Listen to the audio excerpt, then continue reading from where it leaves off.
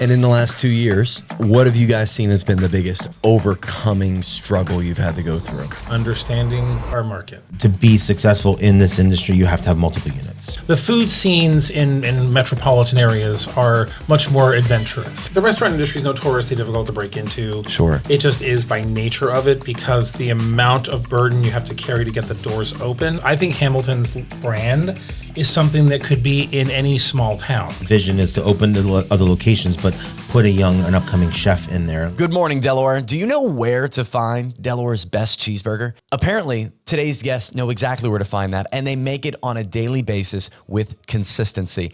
Today's guests are Anthony and Jeremiah. They are the owners of Hamilton's on Main and absolutely amazing human beings. This was a wonderful conversation that went everywhere from how to actually run a restaurant, the logistics behind it, and how their young, college-aged staff is drastically affecting the results of their culture and the output of what people are thinking about their restaurant and food.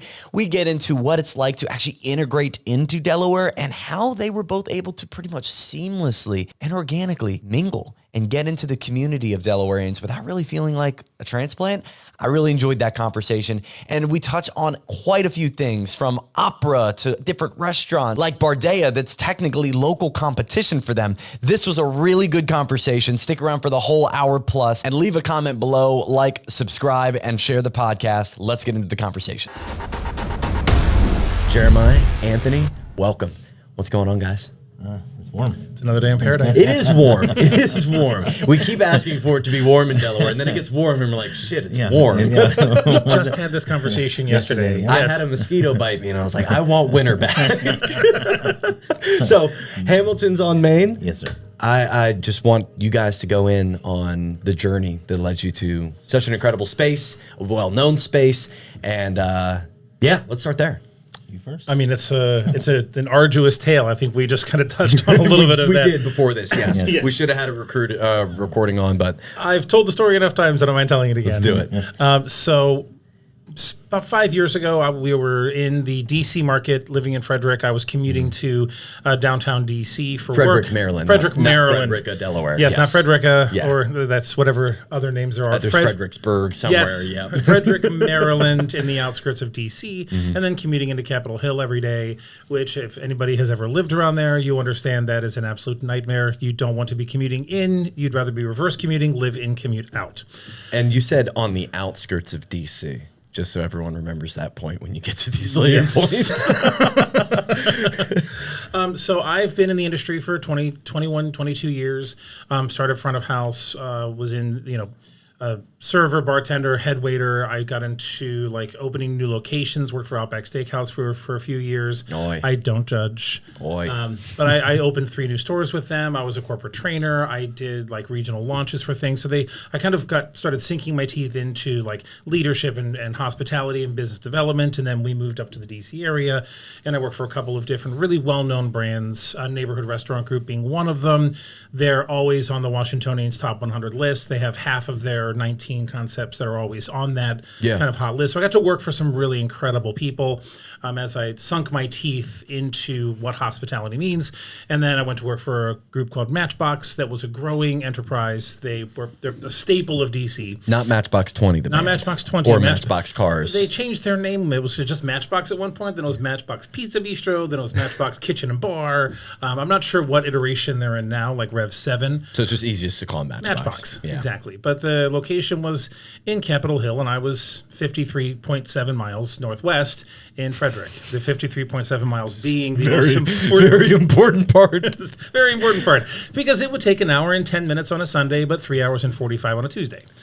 So doing that for a year, I got to really like increase my level of education about food and wine, and listen to 15 years of Wine Enthusiast podcast. I was about to say, because you're drinking the wine while you're driving? I wish I could. Now How's the wine knowledge give him getting any involved? ideas. Now I understand what the value of a Tesla. As a former Tesla owner, absolutely not. Never did that. Okay, No. okay. Because I'd be sitting on the Beltway in traffic, and I'm like, this is the worst day of my life. And I look around, there's these Tesla drivers with their arms kicked back, and they're just, reading a book while the car is driving them through traffic. I could have handled that, like, indefinitely if the car would Jetsons me home. There is a little. So I did own one. I sold it because there was basically someone paid an obnoxious amount of money. So take it. Yeah. They have a little sensor that makes you touch the wheel, but they make things you can attach to the wheel that makes it seem like, and sometimes it wiggles around. Because I've seen people like straight up taking naps. I'm like, how? That's insane. That's terrifying. But I hear you, and that would take. I hate driving, so 3 hours is. On an average. Yeah, that's a normal day. We mentioned beforehand some unaverage days. Yes, the worst day of my career. The Cherry Blossom Festival. I'll just go through this whole thing again so other people can listen to it as well. It was the Cherry Blossom Festival. It was like Friday in April, and it was beautiful, absolutely gorgeous day. The parade was on Saturday. The festival was Saturday and Sunday. 27 million people descend on D.C., and I'm tucked away in southeast D.C. on 8th Street. And I'm just watching this kind of unfold around me. And I said to my team, I need to get out of here. Otherwise, I'm never going to leave this place. I will die here. And I left at 1 o'clock, and I rolled it into my house at 9:30 at night, 8.5 hours later, and almost in tears, like so much frustration. I got to watch the entire day pass, sunset. The golden hour was gorgeous while I was sitting in traffic. All 53.7 miles. All 53.7 miles. I think that one was a little bit longer because I kept diverting. The Waze kept saying, nope. Try this. Try this. Sorry. Nothing's going to work. So I get home, and Anthony's like, we got to do something and change. So he and his mom were in Harpers Ferry, West Virginia, found a turnkey restaurant space. He came to me and said, why don't we open our own? You know how to do this. You've been training at this for years. So why don't we do our own thing? And I said, well, I'm kind of like GM person. I'm great with the numbers and the budget and the staffing and, that whole front of house piece. Yeah. I had done I'd done 2 restaurants worth of training on how to run a kitchen so I could be effective as a front of house leader. But he was like, you know what you're doing, so why don't you do it? Well, so he created the entire menu. Like we tested it in the kitchen. We had friends and family over. We went through the whole menu, and we were getting ready to open. And he's like, I need to find a chef. And I'm like, why? Like, why are we going to spend that money? You're the guy. And then that's what kind of pushed him into the kitchen. It makes sense on the P&L. Yeah, and the rest, as they say, is history. I mean, and how long have you guys been open now? Well, we opened the location in Harpers Ferry on July 1st, 2019. Mm-hmm. Just a couple of months before. And that's Hamilton's Tavern, yes, you said. That mild global inconvenience of COVID. Just a tiny bit. A small blip. We'll get back to that. We'll circle. And we were in Harpers Ferry. We were in the Lower Town area, so we're in at the national park. Mm-hmm. So there's limited parking. It was all about the park visitors. We didn't have any independence from it. So when COVID hit in March, they locked down the national park and the entire town, all entrances. So we had no means of maintaining our business. Like, we were forced to close.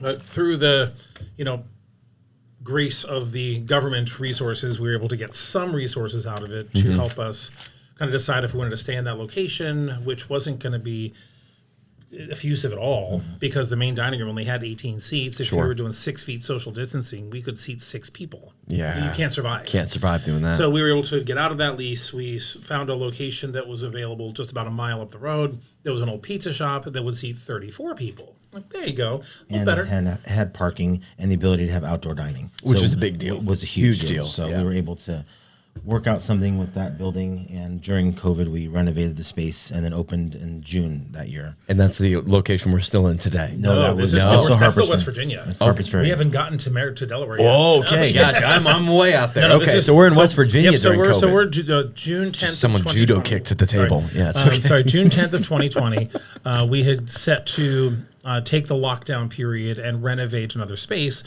which we did by hand.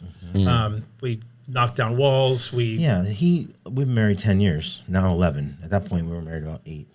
And all of a sudden, he's like framing walls, and like I'm like, who the f- are you? Like, where did you come from? I've been doing all this all our marriage, and now all of a sudden you can. It's been some hidden skill. Unbelievable. Weaponized incompetence is what they call it, I think. Yes. Oh no, I never said I didn't know how. I just said I don't. I also never asked, so that's on me too. So I'm like, no, I know how to do all that. My brother was a contractor in Pennsylvania, so when I was again in between gigs before I got into restaurants, I would work with my brother, do additions on homes and build decks and hardscaping. now we're adding Just decks. because you know how to do something doesn't mean you want to do it. Yeah, I do not like to get my hands dirty that way. So let's get into Delaware then. So this is end of 2020? The year 2020, 2021. Okay. We were not able to get a liquor license because of the location under a Masonic temple and next to a church, and it's West Virginia, Santa Moore. So we were looking for places to move in that region. We looked at Frederick, which we really wanted a space there, but they put all their COVID resources into restaurants to make them thrive. So restaurants didn't shutter during COVID like everyone said they were going to. Leesburg, thriving. We got close to the Baltimore area. Baltimore, no thanks. And it's just because it's so hard to do business there. Like liquor licenses, there's been a moratorium since 1967 in the race riots. So licenses are $750,000 to $1 million. They commute with the person, not the business. It's so hard to do something in the city that it's doing great. But we're like, okay, that's not going to work. So we just kept looking elsewhere, and we were visiting friends in Wilmington, and just happened to pop on to like City Data or Trexie or something, one of those commercial real estate sites. Skyloop or something. They had just Lang Development had just published that the space at the old Catherine Rooney's was available. So we're like, well, we like old buildings. Like our first restaurant in Harpers Ferry was built in 1840, and we really like that kind of making it feel like it has always been there, kind of thing. So we made an appointment. That they did at 12 o'clock on a Monday. We were there 12 o'clock the next day to meet with the Lang team. Within a week, 2 weeks, we had a lease in hand. Love that. And then we set to the monumental task of collecting funds. How'd that go? It was a journey. There are some things I'm legally not allowed to say. Yeah, we're not going to go down that path. However, it was very educational from an operator standpoint, learning all the ins and outs. The building is beautiful. We all but gutted it. I mean, we added walls and replaced floors, restored the original floors. And those walls could talk. And the things we found under the floors were kind of scary, but a lot of probably bad choices and memories. What'd you find under like the just floors? the smell of just smell. We'll just leave it there. Decades of skeletons in the closet. Yeah. So bad choices. At a bar maybe. We had some hurdles, and we opened our doors in February of 20. We almost lost the space 3 times. Yeah. Just from 21, from April 15th to December 15th, there were 3 different times where we almost lost the whole thing. In 2021? Yes. Okay. And then in December, we found our business partner who said, I think this is an awesome idea. I believe in this. I think this is super cool. And what made him say that as opposed to, Well, a different restaurant? We're kind of awesome. We just I understand that. That's easy we enough. just sat down with him, told him like what the vision is. Like I have said this a million times, and I hope I don't offend anybody in the industry, but I say restaurant ownership is like parenting. Anybody can do it. Far too many people do it that shouldn't. I can't disagree with that, man. I can't disagree with that. That's with everything, though, because everything has that 80-20 type principle, like 20% of the people bring 80% of the results type deal. But there's so many bad restaurant owners, so many making bad decisions, building bad habits, just giving a bad reputation. And all that bleeds down to your staff and your bartenders and your waiters and hosts. Everybody feels it. Yeah. So we present ourselves as like passionate hospitality ambassadors. I do not say you work for me, you work with me. It is our team. If I have to say my name's on the building, that's a last resort, last ditch effort like I have asked you 17 times. I'm no longer going to ask, and this is why. And if it gets to that point, then there's insistence. But the rest of the time, we are passionate about giving people an excellent product, a wonderful experience, and making them feel like this is part of their home too. I love that. So he was like, let's do it. And then we set to the task of getting open. And from December 8th to February 15th, that's and all now we're in longer 2022. In 2022, we replaced the entire HVAC system, which we didn't know when we signed the lease. We replaced the water heaters, which we didn't know when we signed the lease. All the flooring was new, 8 new pieces of equipment. Renovated the bathroom. The Old English Language Institute of UD was behind the restaurant that's now next door. There was a regrade for the hotel to be built. that we didn't know, and that was our fault for not asking. But we encapsulated all that old UD classroom space as well. And for those that don't know what a regrade is, the sidewalk had to be they had to elevated lift the to make sidewalk the ADA. up 2.5 feet to put the ADA compliance for the hotel being built for next door. disabilities, yes. Yes. Yep. So we now have 2,500 square feet of classroom space that we have to figure out what to do with, which is great because we have a fabulous wine list. I mean, there's a whole room dedicated only to wine. I love that. So, and we have offices. Are you a sommelier? I'm not technically, but yes.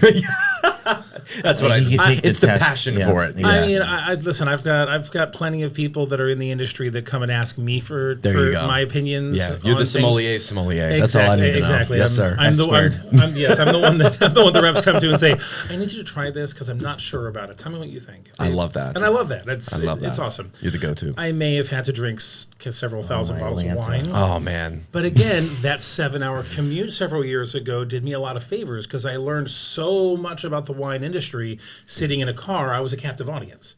That's fair. So we had to learn all this stuff, and I'm like, yay! Where do you listen to? You listen to Wine like Gary Vaynerchuk? And no, so this was the Wine Enthusiast podcast and the Guild of Sommeliers podcast. Got it. So they're two different kind of schools of thought. One is the social enjoyment of wine. One is the industry of wine, like the what is wine and how is wine kind of thing. How is I want to get back to Hamilton. Yeah, circle back. Yeah. How has that translated now into today?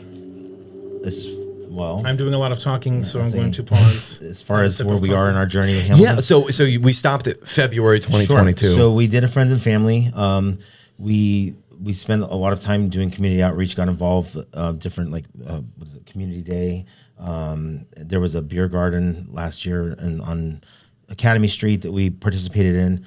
And just any Meals on Wheels, whenever they had a fundraiser, we would go and get out there any way you can. And being not from Delaware, if you're not from here, it takes a while to break into the in crowd, if you will.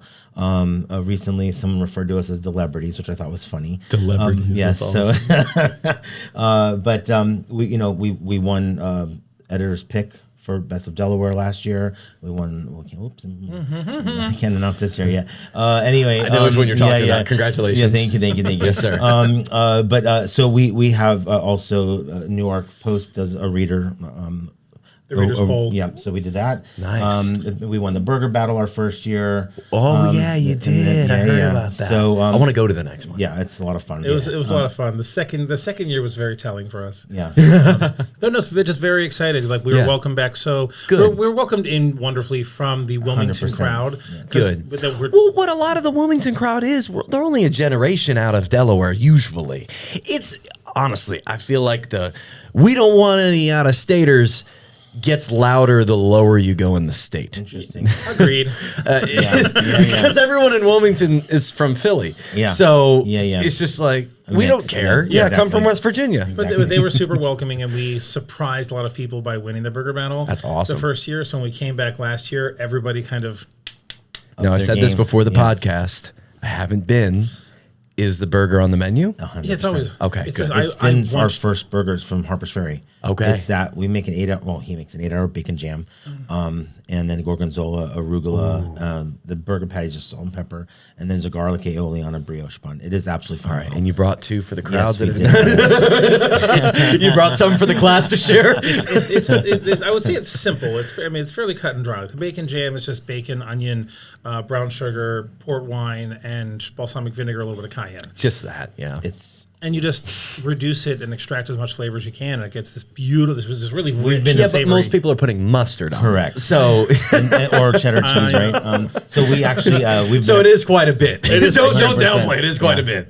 Well, I didn't think it was much. Then I started, we opened here and recognized there were a lot of people with very pedestrian palates. Yeah, it's a little secret honey mustard sauce, and it's good. Sure. When people were asking for like American cheese and lettuce, tomato, and onion, I was like, soul dies a little bit each have time, that. You don't have lettuce, tomato, and onion? No. Wow. No. None of the 3? We have What about a confit, salad? heirloom?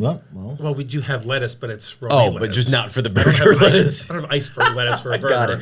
If I got a burger with romaine lettuce, that'd be a bit odd. Yeah, I'd be like, this sounds... Like, I mean, we put baby arugula on it, like micro arugula that we get from a local micro grower right around the corner in Newark. Cool. So you get a lot of locally sourced stuff. We do as much as we can. Yeah, absolutely. I mean, it's really difficult. It's limited.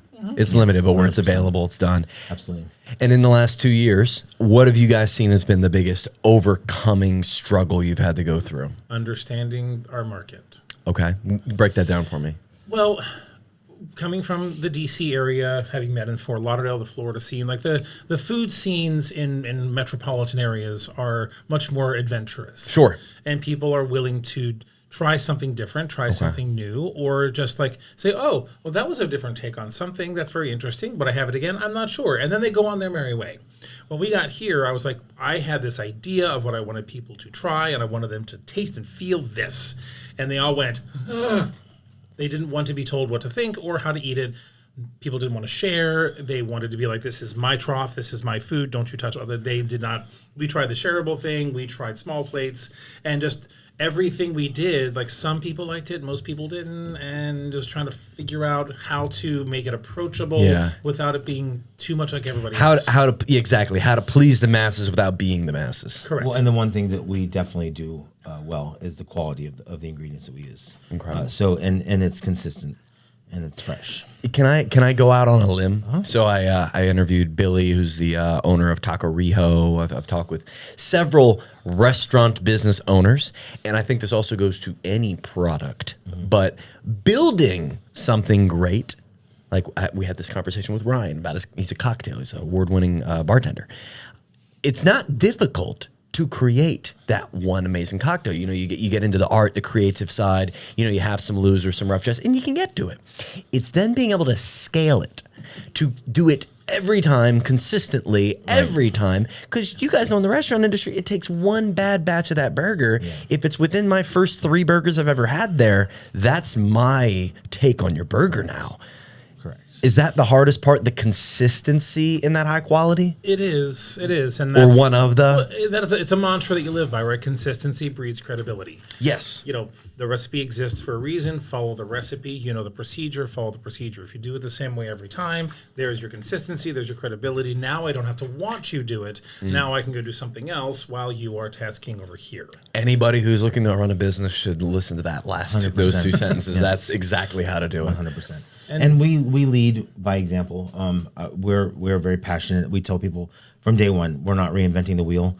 We're 2 guys that love food, clearly, and wine, and hospitality. And really and truly, our passion is creating that experience and connecting with people. And so our team, we have a majority of our team is our college students, and they're amazing, and we are blessed. They from are, UD. Love that. They are absolutely stellar human beings, and people are like, "Oh, it must be so hard to find staff," and I'm like, "No, they literally bring." It's incredible when you get young people aligned with something they're passionate about. How hardworking, enthusiastic. I mean, right, and they're going to school. I'm one of them. Like neuroscience, it's not even their industry. Right, they're not in hospitality. Mechanical engineering and neuroscience and chemical, like all these like high level smart stuff careers, right? Futures for them. And, nothing we're doing, and they're coming into this restaurant and bringing just their basic knowledge is exceptional. It's very impressive, and their work ethic is phenomenal. Yeah, I'd also argue, especially in the younger demographic, the social connection is stellar.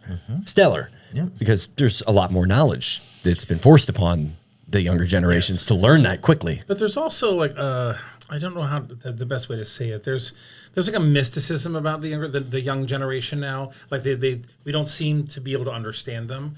As if like they don't have communication skills or coping skills. Like you hear all the bad stuff, right? They need safe spaces and participation trophies. You've heard they've run the gamut, right? But then you interact with them, and they are wise beyond their meager years. Scarily. Like they have because of there's the 24/7 access to information. Absolutely, the information's everywhere. They're so far over adapted to their age. Like Stage of like 12, you've been able to learn anything you wanted in the world. And, absolutely. And there are positives and negatives libraries to that, but their lexicon is huge. Yeah. And there's definitely cons for sure, but the pro of it is what you're talking about. Because they think they know more than they actually do. That can happen. Yeah, but that happens with everybody. Yes, the real world experience hasn't caught up with the theoretical knowledge yet. Sure. But it's incredible because we hear these horror stories of the younger generation, and people ask us about the challenges. And like you said, people are like, that must be difficult. And we're like, we have amazing people. They're bright, they're enjoyable, they're clever, they're astute. Many have been with us since we opened. Yeah, we've got the same very 9 servers. Tough to do rare. in the hospitality, nevertheless the food industry. In a college town. Like we've got kids that are on their 3rd year with us, and they're like from freshmen through, they're just working with us. That's awesome. So That's great. That That's is so great. cool. Our first year we opened, we did a graduation party for the graduating so class. cool. So That's we great. had a house on Hookhesson with a pool, and we brought a food truck in, and an ice cream truck, and a DJ or a band. We had a band that year. And then last year we did it again. Well, now we live in Smyrna, so there's no pool. So we're gonna bus everyone down and do a big, field day in our yard with an acre of Awesome. land. So That's it'll be awesome. fun, a lot of fun. But it's almost like family. Like they're so, it's so cool to watch them like matriculate and move on with their and talk about their future and their careers and where they're going and the struggles. And we have one young man who is double majored, and he's got a job offer, but it's in Boston and he doesn't want to go to Boston, and it's like a high 6-figure salary. And I'm like, dude, go. Go to Boston. What's wrong with you? He goes, my friends are here. I'm like, your friends what's aren't. he in? He's don't even- Engineering. There's a lot of engineering in Boston. I don't know what he double majored in something. It has to do with finance. pharmaceutical equipment of some sort. Anyway, long story short, too smart. Yeah. But he's like, yeah. don't want to go to Boston. Like he's going to take the right job in the right town for the right amount of money, and he's just waiting. He's just waiting for it. Good for him. Yeah, He's- exactly. he's got a good meanwhile, space- and he's got a good he's space working, for his- working at Hamilton's on Main, as a server, part time, making $60,000 a year. These kids make ridiculous amount of money. I love that. Yeah. You don't have to share that. Okay. Well, they pay taxes. They pay taxes. We don't cut much of anything, but regardless.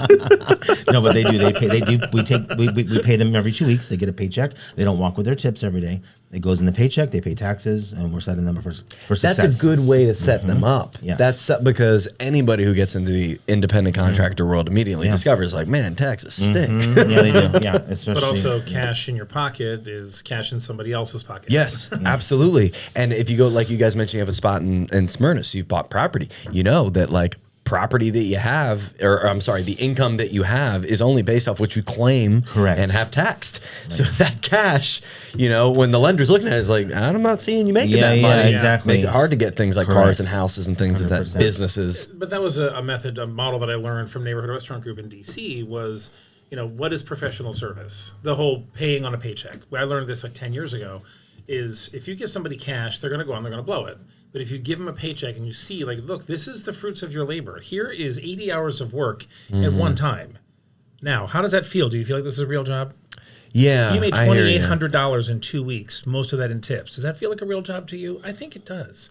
I think some people have college degrees and make less than that. Yeah. And it changes the mentality of the hospitality So you're industry. you're taking the tips and just essentially moving them on to a paycheck. Every 2 weeks. So there's no cash allowed on the tips, or the cash gets turned in, or the cash tips they're allowed. But I'm to sure take you're getting now. less. They didn't used to. I mean, sure, you're getting much less in cash. It's an infuriatingly small amount of cash.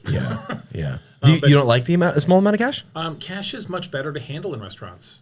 Okay. Why? Because we pay almost 3% on every single swipe to the credit card processor. Okay. And that includes the tips. Understood. They don't just charge us on the swipe for the food. Have those gone up? I thought that was like 1.8, 1.9 years ago. Now, like Visa, everything, it's just more expensive. Yeah, Visa, MasterCard, Discover are 2.3 plus 10 cents per swipe, and Amex is 3.4% plus 30 cents per swipe.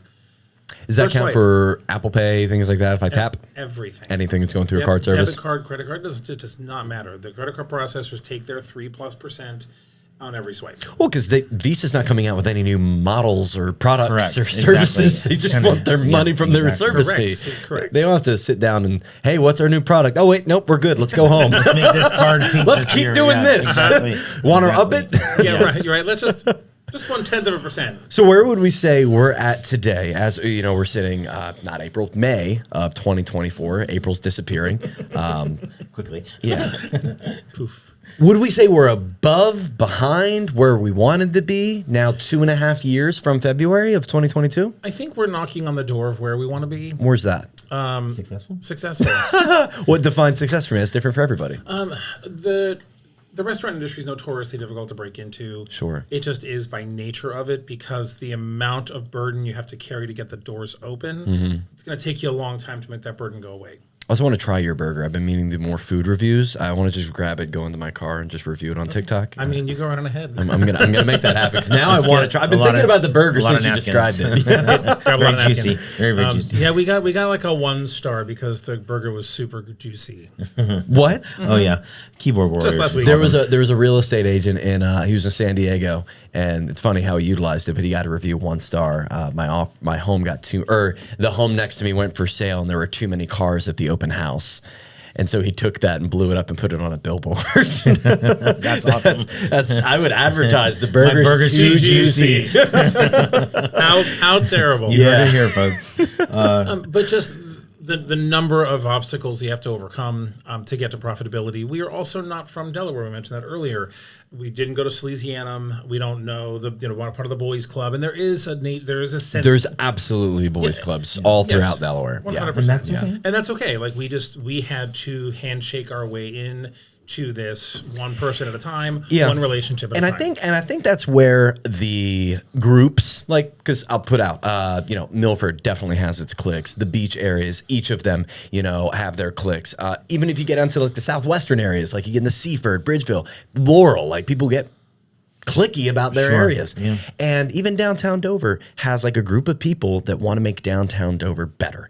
And I feel most of those groups want to just see that area do better. Sure. Mm-hmm. And the issue that comes along with the out-of-staters is a lot of the out-of-staters want to walk in, have their way, have what they want, and not give anything to growing the area that they've just moved into. You're coming in when it's good. Right. I've been here for 20 years when there wasn't a hardware store. Sure. So, but what you guys are doing is exactly what I feel locals want. Correct. You're adding value. You're not asking. You're not taking. You're giving, and you're handshaking into the circles. Essentially, be like, how can we grow together? How can we be part How of this? can we be part of this? How can we What partner can on we the do to make it better? Exactly. And we are very, I'm going to say philanthropic, but we are very big on giving back. We do a lot of donations to the different fundraising efforts of schools and churches and such. I think it's important to be part of the community. It's something that we both believe strongly is that level of community. It's huge. You help each other out. It's and huge. And I know it seems kind of like, stepping back in time, but it's, in the world we live in today, I think any sense of community is important. I think now more than ever. Correct. I think going back to the information age that we're in now and the communication, like we're constantly like, I'll put myself out there, like social media. I'm always out there at this moment while we've been shooting this podcast. Like our videos are getting viewed hundreds of times. Sure. So like, that's a lot. So when you're actually able to sit down and enjoy a glass of wine and connect with somebody and have a deep conversation around the table, I feel today means more than it did 10 years ago, 20 years ago. A little bit. Very much. And especially those niche groups. Because there's this, I've said it on here before, there's like that red napkin strategy. Have you guys heard about that with restaurants? So there's this red napkin strategy. I forget the guy that said it. It's like you basically, first time somebody's there, they get a red napkin on their table, server, chef, everybody knows. Sit on the table. Yes. That's a hospitality feature where like this is the first time guest. You want to wow them, but you don't want to make it seem inauthentic. Exactly. Don't And that's a tough over-treat line. them.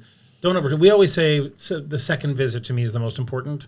Their argument was the third. Okay. So his stats said, and agreed, he said the stats went drastically up. If I could have them served this way on the first time, the second time they came in, it was much better. But once I had them from the third time in, they were more than likely to be like year-long customers, like 68% of the time or something like that.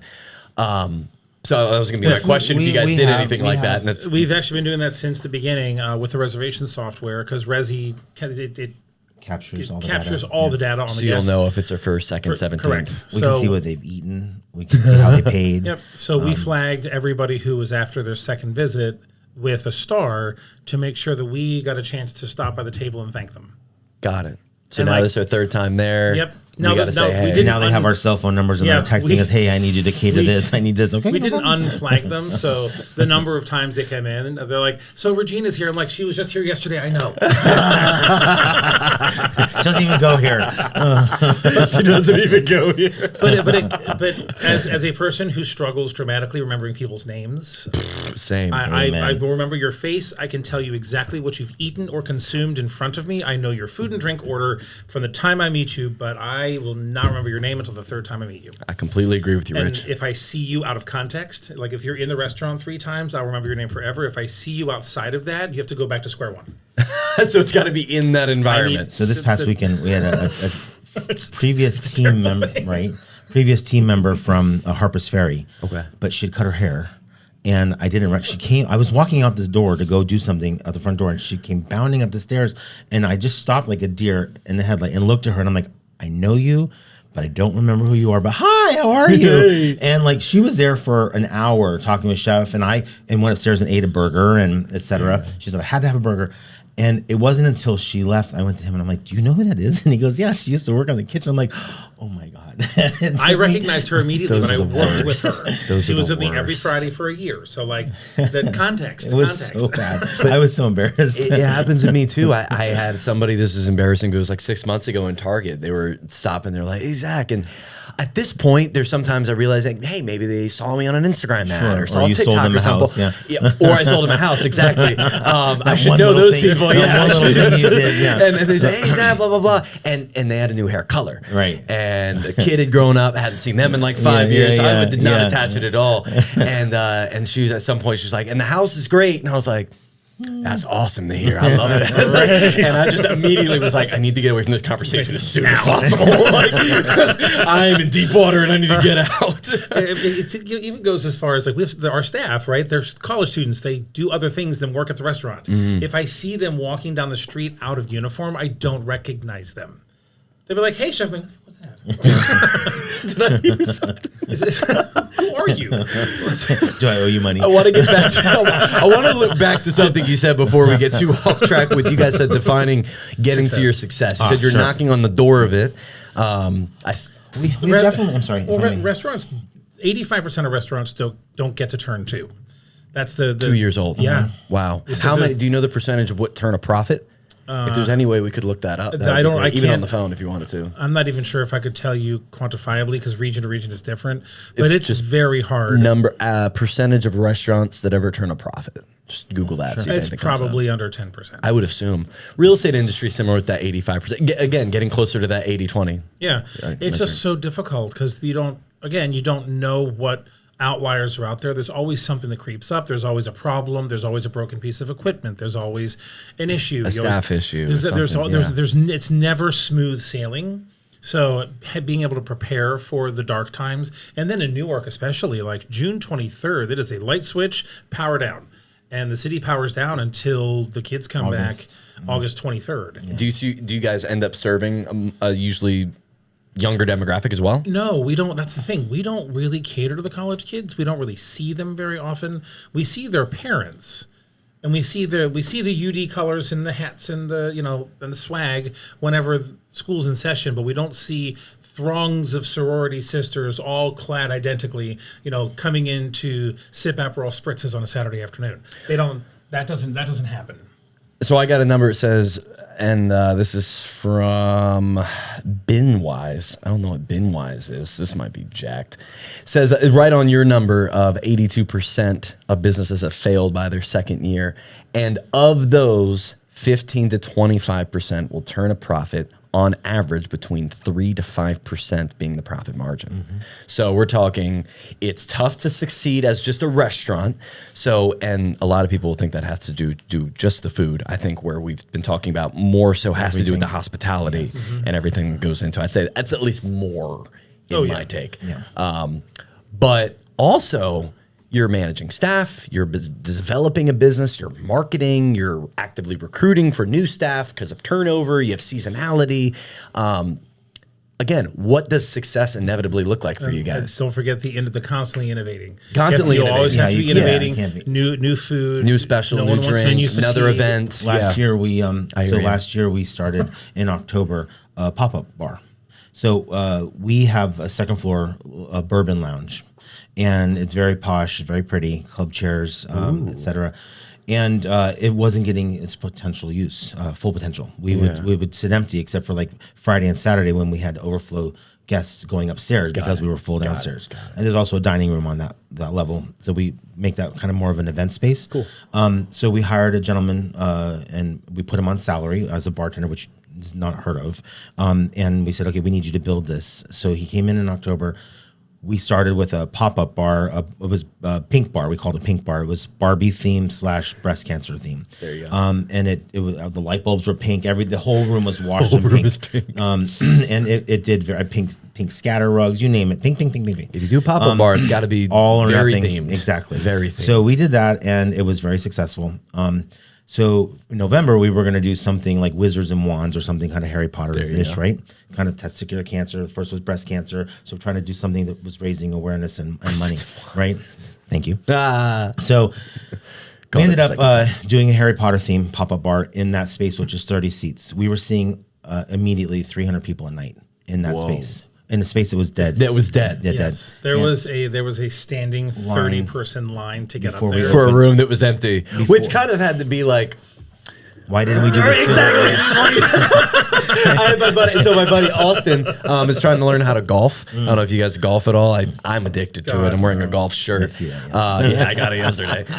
New Southern Delaware golf course. And he hit one, and he hit a great shot. He got within like 3 inches of the hole, and then he was like, "Oh!" and he was mad. I'm like, "You better." Dude, you realize what you just did? I was about to say, you better stop. He's like, it could have gone in. I'm like, you got to give yourself credit where it's due. Yeah, and so yeah. it sounds like one of those scenarios. Well, Like, so- we got to give ourselves credit. 100%. Why haven't we been doing this? So it was so successful, and we were going to do a winter wonderland for December. Okay. Like all white and 2023 this past. This, Okay. We're going to do like white and gold, champagne color, do like a oysters and champagne theme, right?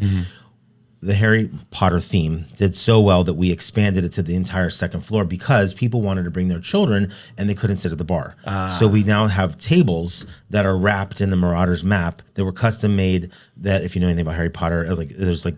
It doesn't matter. I'm not a Harry Potter person. You're one of like no 27 offense to the rest people of the who Harry don't know Potter. Harry Potter. I You're understand. one of, He's like- the second one, so we're Yeah, good. 2 of 27 Thank at the you. table. There you Yeah, go. yes, sir. That's We so got each other. huge. So I put a So rare there's- that we're at the same right, table. exactly. There's 4 houses in the book, and et cetera, et cetera. So we had a tree for each house, representing each house. We had decals made with the crests, and the whole place was like a winter wonderland. Hogwarts is the main. He could have space. made all that up, and I would have believed in the sound It's of the that. School of Witchcraft and Wizardry. Okay, Just so read the we're books. not going to go down that rabbit hole Just because we'll read be the there for books. hours. I we still need read like 2 Tony more- Robbins books. I still am Thank you. catching up to do. Exactly. So, long story short, those 2 months of that pop-up bar generated over $110,000 in revenue. Wow. Yeah, it was crazy. Just from a temporary pop-up Correct. bar. So we then switched, trying to be supportive, to an Eagles themed pop-up bar in January. Be supportive. And- Not and sports fans or just not Eagles fans? just don't care. That's fair. No offense. I mean, No, sports is I'm great. not an Eagles fan. I like the costumes. It's always fun.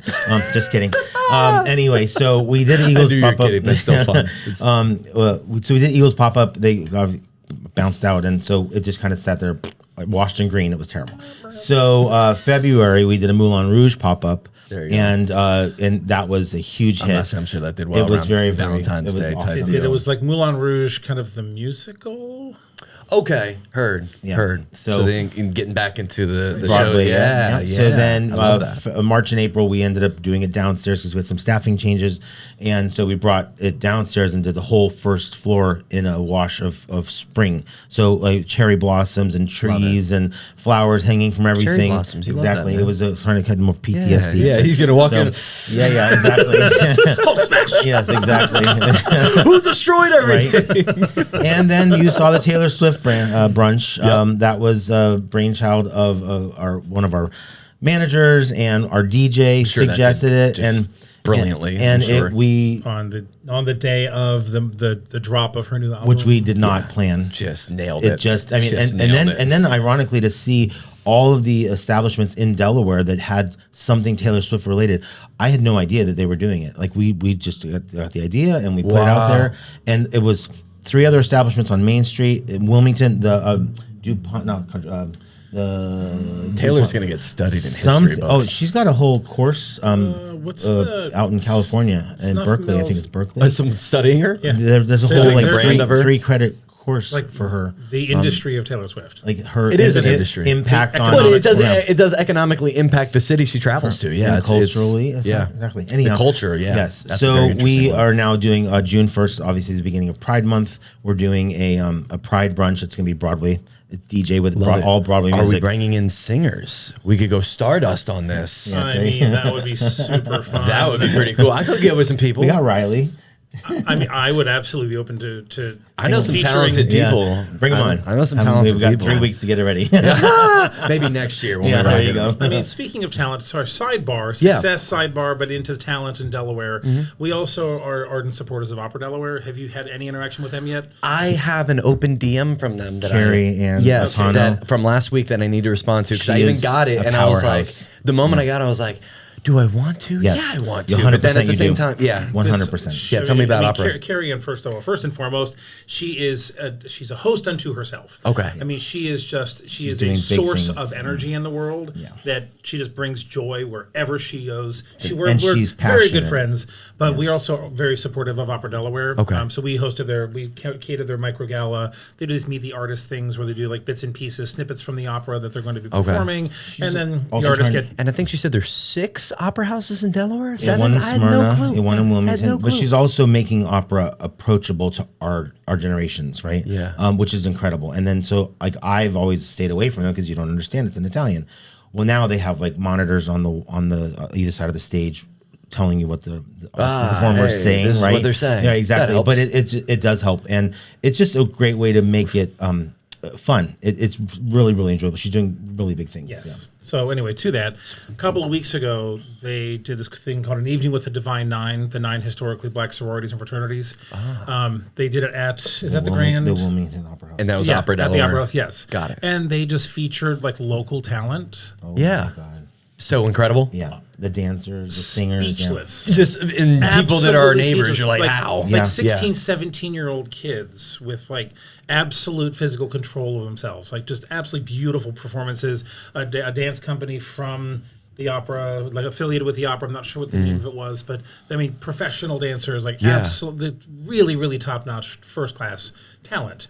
Like exists right here. Yeah. Yeah, it's really I don't fun. think enough people talk about that. And Opera Delaware is taking what you're saying is taking the opportunity to showcase the local Correct. talents. Correct. Which is incredible. She partners also Carrie Ann and Opera Delaware also Carrie partner Ann, yeah. with Smyrna Opera House. Like anywhere that they travel all over the state, and they go into Philly, they go into Pennsylvania, and they do pop up. They have a trailer that is like a little stage. It looks like a barbecue trailer, but it's literally just a stage for them to That's cool. come out and do entertainment. It's really A really pull cool. behind Yep, stage. pretty much. Yeah.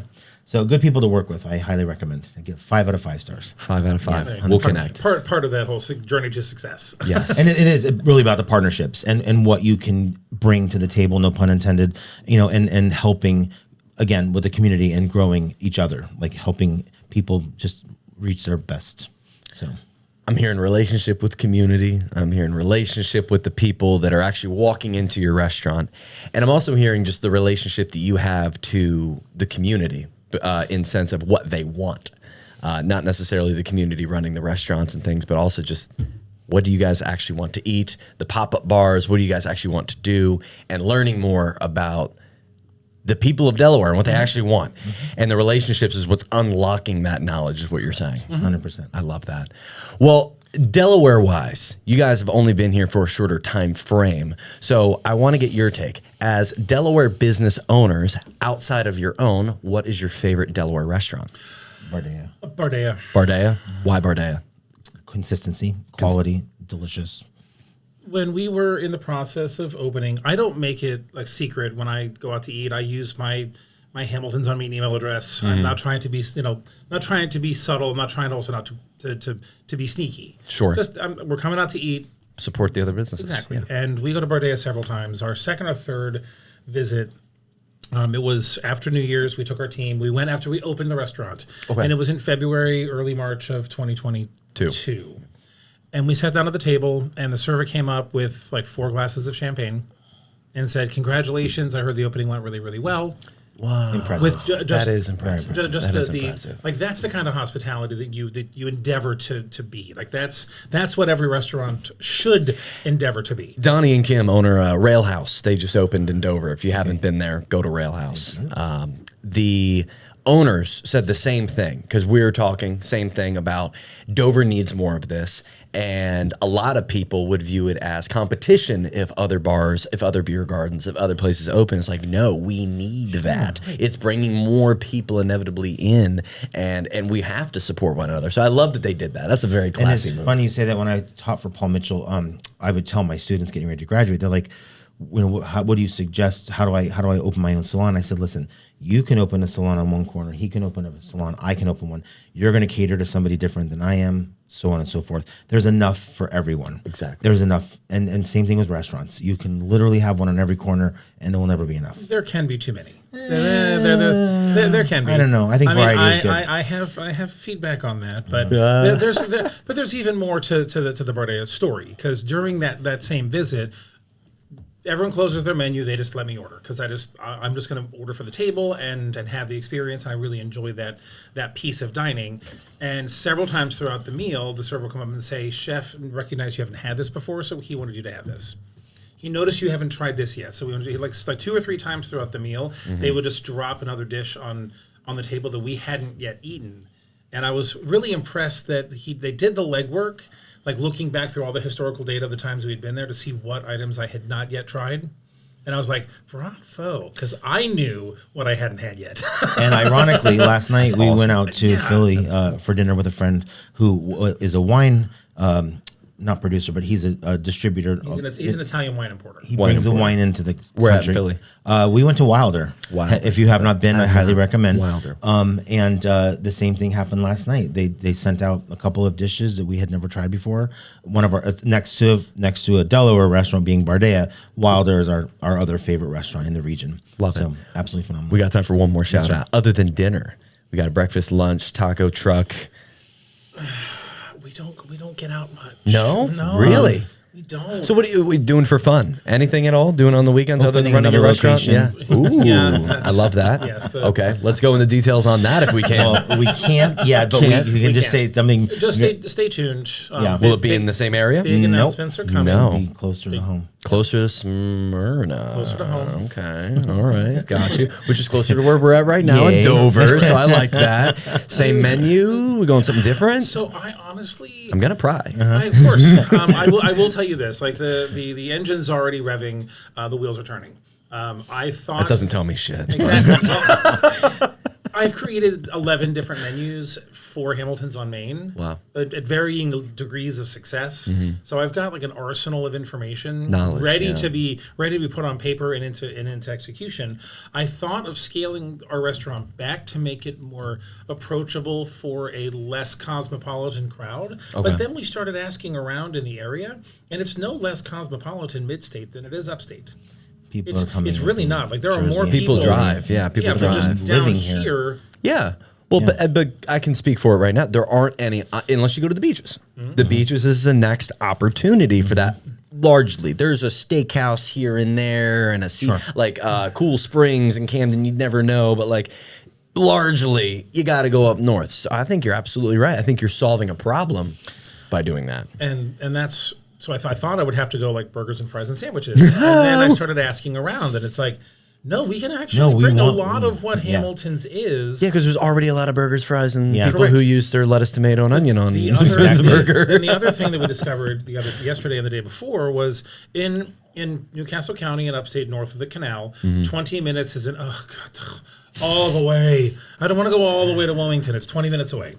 Down mid-state and the lower parts of the state, you have to drive. Yeah, we'd be driving. So 20 minutes is... I drive 30 minutes to work each day. Right, 20 minutes is just going to the grocery store. Like for us to go to Acme is like a 15-minute drive. Yeah. So when you think... For you guys to get to your restaurants. Right, we have to change our mentality of what it means to be in a restaurant, a potential restaurant space, potentially around the Kent County area. potentially. But it's something. Call me later. When the cameras are off. No, but it's something that I want 50,000 people to hear. Is 100%. we all think the value of Delaware's in Wilmington and the environs surrounding it because of proximity to Philly, but the real meat and potatoes is the people who are here. They're not afraid to drive. They're not afraid to go someplace. They're not afraid to get in the car. They don't see driving 30 minutes for an awesome experience to be such an egregious thing. No. Where if you're in Hockessin, you are not driving anywhere more than 15 minutes because outside of that, you got to hit 95, and 95 is a nightmare.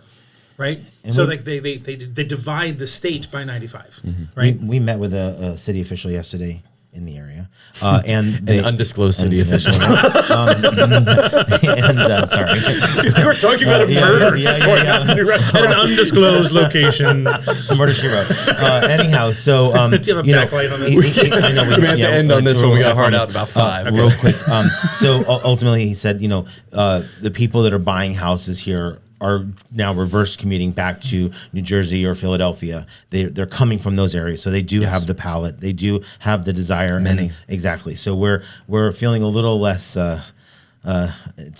scared. Nervous. You didn't sound nervous in saying that at all. I mean, this is only the second time I've ever been to downtown Dover, which I think is Absolutely such charming. an overlooked charm. Like, and it has like a the building lot on the of corner. money pumped into it right at this moment. So That building on the corner Could kill it. apparently it's going to be an open food court on the bottom now. Fun. That's going to Okay. be 6 different Good. spaces Okay, for good. different food trucks and things to expand. I think that's because there's all these brilliant. government buildings and people work. We have to leave downtown Dover to go eat. Yes. Every time. You got to leave downtown, which was the silliest thing. But yeah, they got Dover 2030. This will probably be a clip. Dover 2030 is a multi-million, lots of money. I believe it's $500 million supposedly going to be pumped into downtown Dover. They're going to turn Lockerman Street over here. They're going to basically widen the sidewalks. Sure, so cafe dining. Exactly. Yeah. Street parking, not as many, if any, cars going through, bikes, scooters.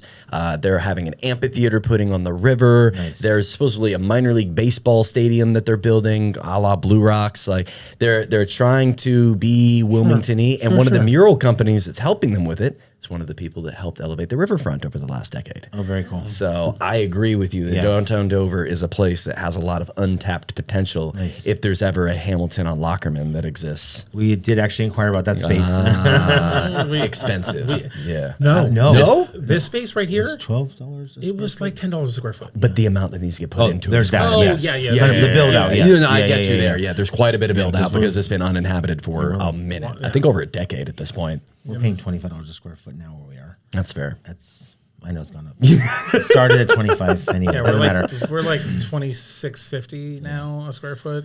Well, I'm a full advocate for if we're on state. We'll keep an eye out. I'll DM you.